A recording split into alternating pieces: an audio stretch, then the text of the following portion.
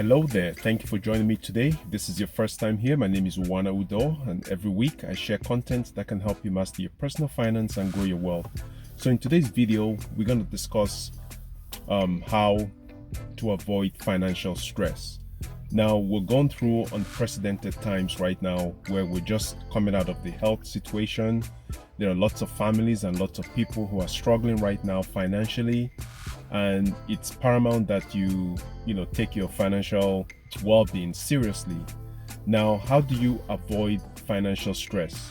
Well, it all starts with deciding and sitting down and deciding that you want to take hold of your financial situation and avoid the stress.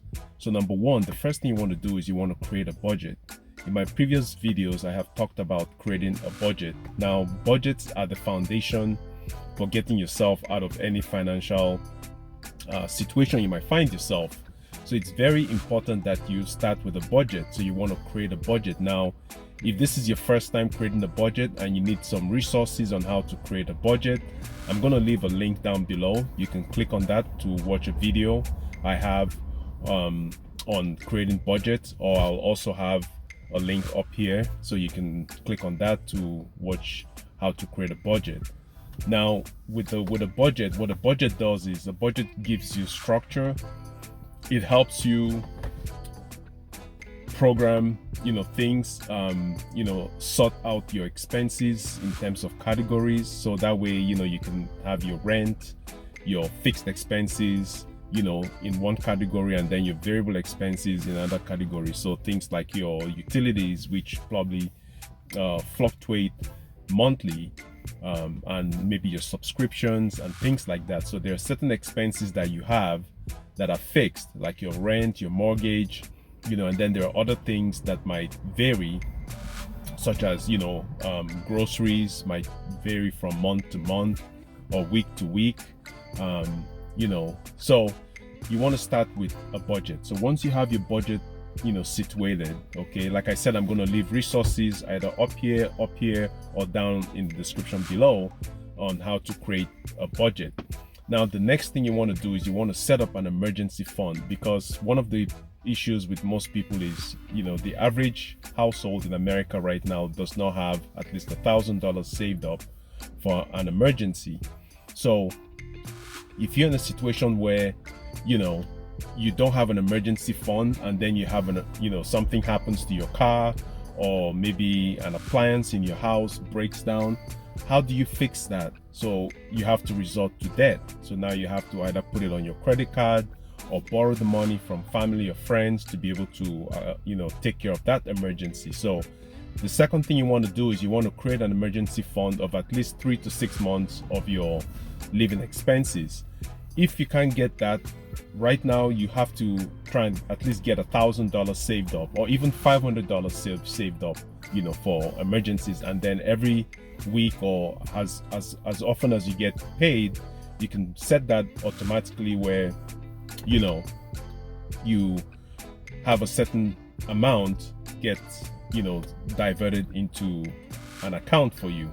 And then the third thing you want to do is, now that you have your budget set up and you have your emergency fund going, the third thing you want to do is you want to tackle your debt.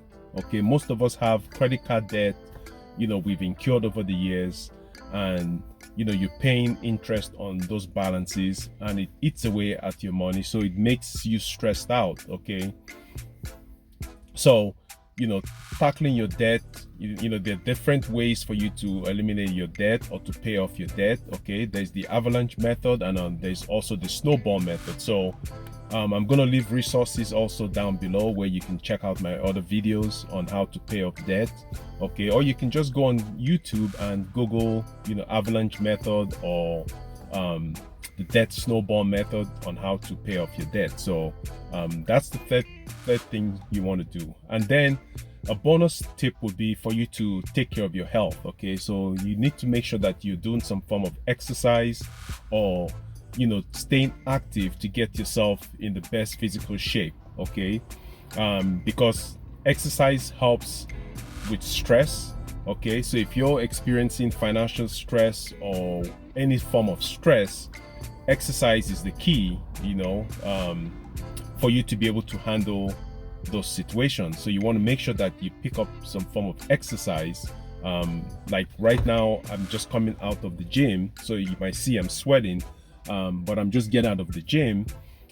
So exercise is key. Now, if you need more resources on how to take care of your health, or exercise, or your diet, or how to eat your favorite foods and still lose weight and stuff, I'm going to leave a link down below on some resources that you can check out that might assist you or help you get yourself healthy, because without your health, nothing else matters. Okay, so you want to make sure that you take great care of your health.